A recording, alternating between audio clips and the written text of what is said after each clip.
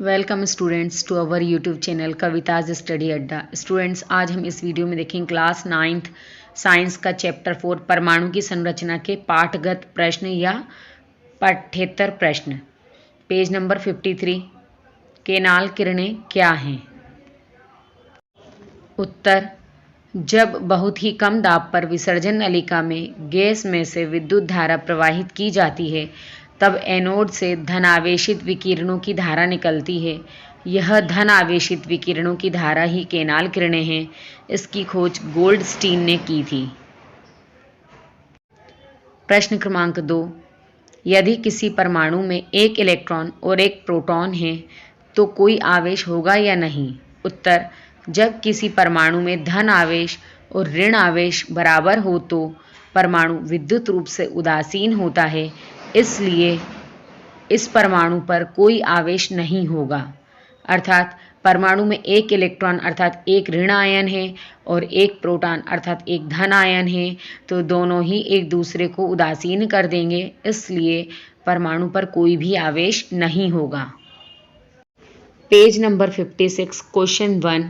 परमाणु उदासीन है, इस तथ्य को थॉमसन के मॉडल के आधार पर स्पष्ट कीजिए। उत्तर, थॉमसन के परमाणु मॉडल के अनुसार परमाणु एक धनावेशित गोला है जिसमें इलेक्ट्रॉन क्रिसमस केक में लगे सूखे मेवे की तरह धंसे रहते हैं। चूँकि इस मॉडल के अनुसार ऋणात्मक और धनात्मक आवेश परिमाण अर्थात मात्रा में समान होते हैं, इसलिए परमाणु वैद्युत रूप से उदासीन होता है। क्वेश्चन 2। रदरफोर्ड के परमाणु मॉडल के अनुसार परमाणु के नाभिक में कौन सा अवपरमाणु कण विद्यमान है? उत्तर, रदरफोर्ड के परमाणु मॉडल के अनुसार परमाणु के नाभिक में धनावेशित अवपरमाणु कण प्रोटॉन विद्यमान है।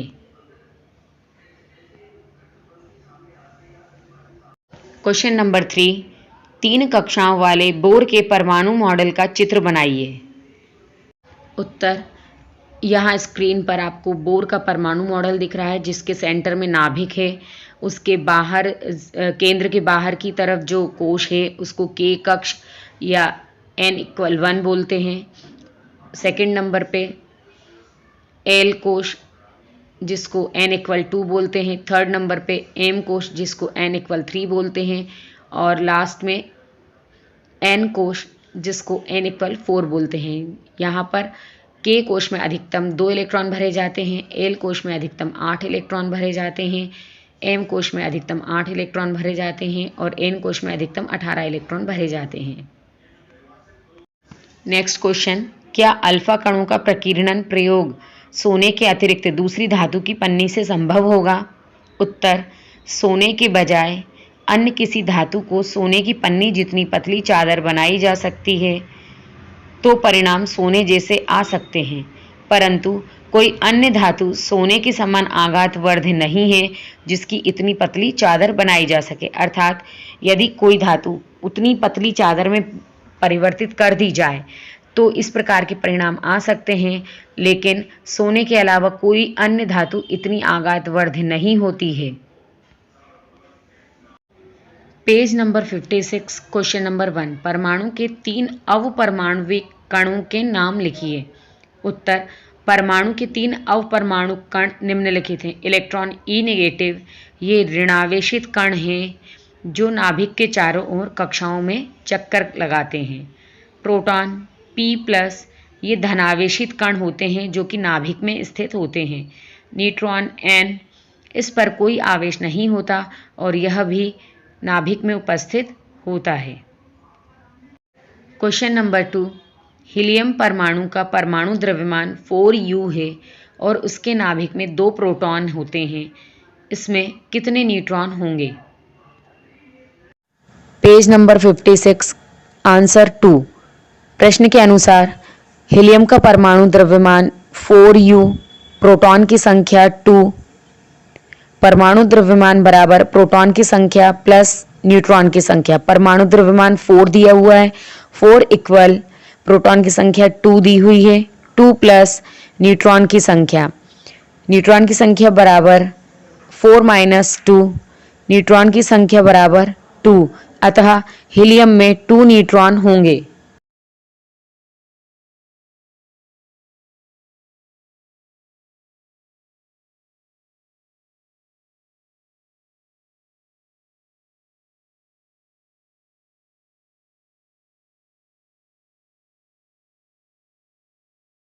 पेज नंबर 57 क्वेश्चन 1 कार्बन और सोडियम के परमाणुओं के लिए इलेक्ट्रॉन वितरण लिखिए। उत्तर टेबल बना लेंगे। तत्व का नाम, परमाणु संख्या, इलेक्ट्रॉन वितरण। तत्व कार्बन, परमाणु संख्या 6, इलेक्ट्रॉन वितरण 2, 4। तत्व का नाम सोडियम, परमाणु संख्या 11, इलेक्ट्रॉन वितरण 2, 8, 1। नेक्स्ट क्वेश्चन, अगर किसी परमाणु का K और L कोश भरा है तो उस परमाणु में इलेक्ट्रॉनों की संख्या क्या होगी? पेज नंबर 57 आंसर 2 K कोश में अधिकतम 2 इलेक्ट्रॉन भरे जाते हैं तथा L कोश में अधिकतम 8 इलेक्ट्रॉन भरे जाते हैं। अतः यदि किसी परमाणु का K और L कोश पूर्णतः भरा है तो उसमें इलेक्ट्रॉनों की संख्या 10 होगी। 2 + 8 = 10।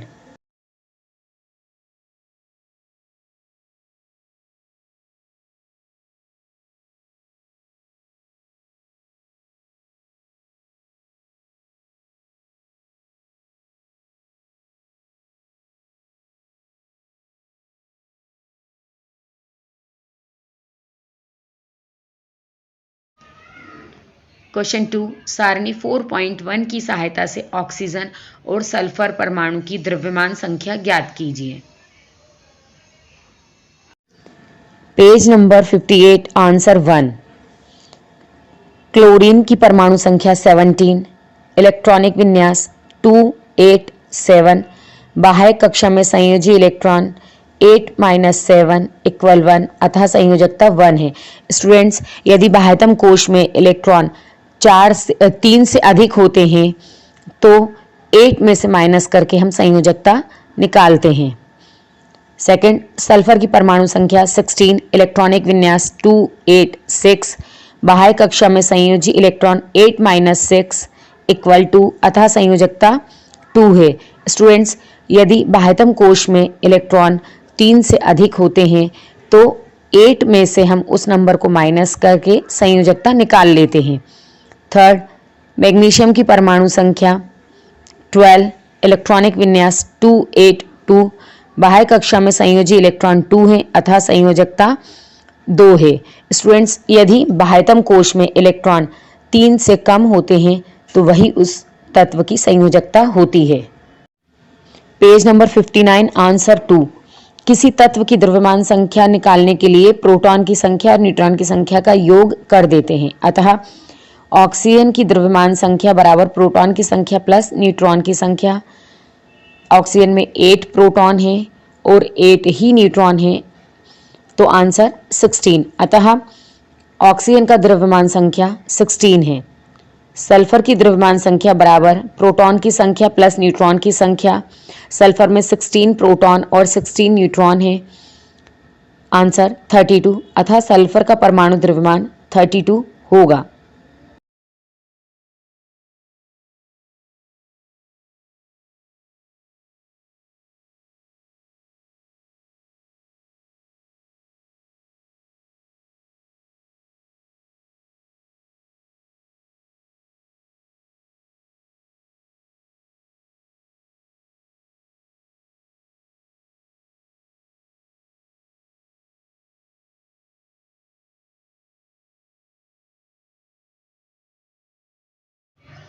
पेज नंबर 60 क्वेश्चन नंबर 1 चिन्ह H, D और T के लिए प्रत्येक में पाए जाने वाले 3 अवपरमाणु कणों को सारणीबद्ध कीजिए।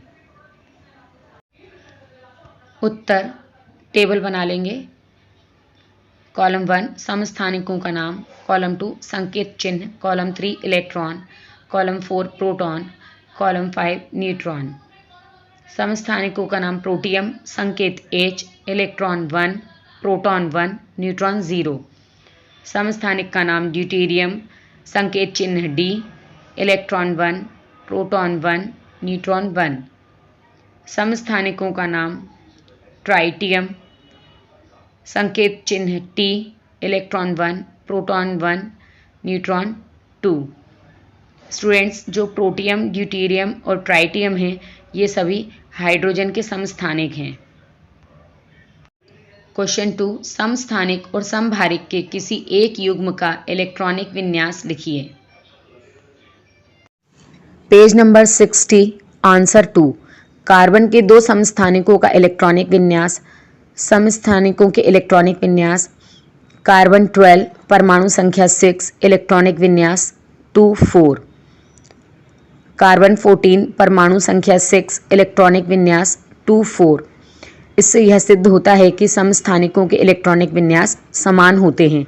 समभारिक के इलेक्ट्रॉनिक विन्यास: कैल्शियम परमाणु संख्या 20 इलेक्ट्रॉनिक विन्यास 2 8 8 2। आर्गन परमाणु संख्या 18 इलेक्ट्रॉनिक विन्यास 2 8 8।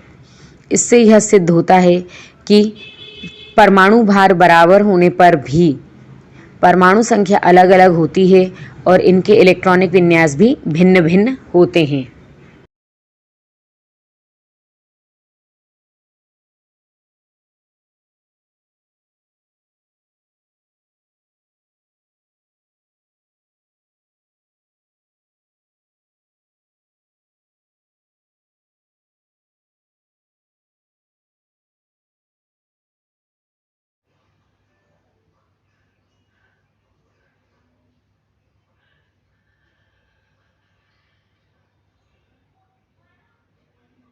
स्टूडेंट्स, आई होप आपको ये वीडियो पसंद आया होगा। यदि आपको ये वीडियो पसंद आया है तो आप इसको लाइक कर सकते हैं, शेयर कर सकते हैं और इसी प्रकार के और वीडियोस पाने के लिए आप हमारे चैनल को सब्सक्राइब कर सकते हैं।